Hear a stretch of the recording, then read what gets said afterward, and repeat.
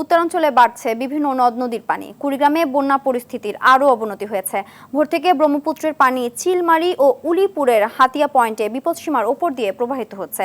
হাতিয়া পয়েন্টে পানি বিপদসীমার ৬৫ সেন্টিমিটার ওপর দিয়ে প্রবাহিত হওয়ায় প্লাবিত হচ্ছে নতুন নতুন এলাকা।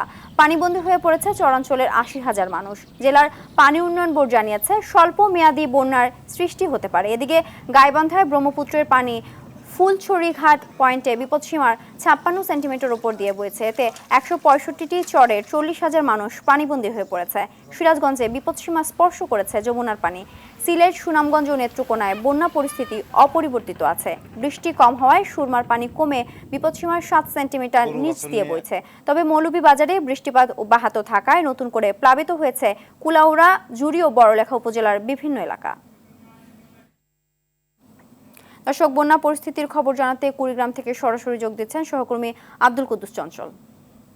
চঞ্চল, কুড়িগ্রামে নদ নদীর পানি বাড়ায় নতুন করে কোনো এলাকা প্লাবিত হয়েছে কিনা, এছাড়া দুর্গতদের সহায়তায় কোনো উদ্যোগ দেখছেন কিনা জানাবেন।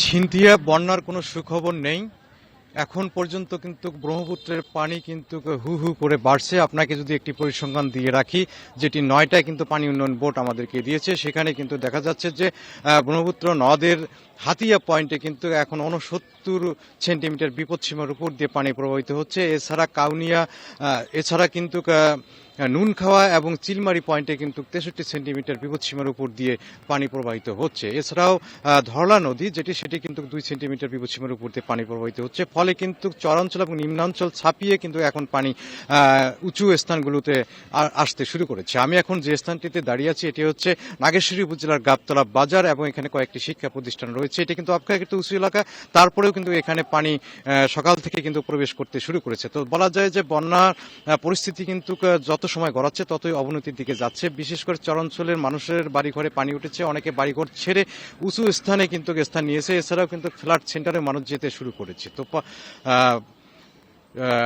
বন্যা সম্পর্কে কিন্তু পানি উন্নয়ন বোর্ড যেটি জানিয়েছে সেটি হচ্ছে কিন্তু বন্যার পরিস্থিতি আরো ২-৩ দিন কিন্তু পানি বাড়তে পারে এবং আরো অবনতিতে যেতে পারে। প্রশাসনের পক্ষ থেকে যেটি বলা হচ্ছে যে বন্যার দুর্গত মানুষদের মাঝে কিন্তু ইতিমধ্যে ত্রাণ বিতরণ করা শুরু করেছে এবং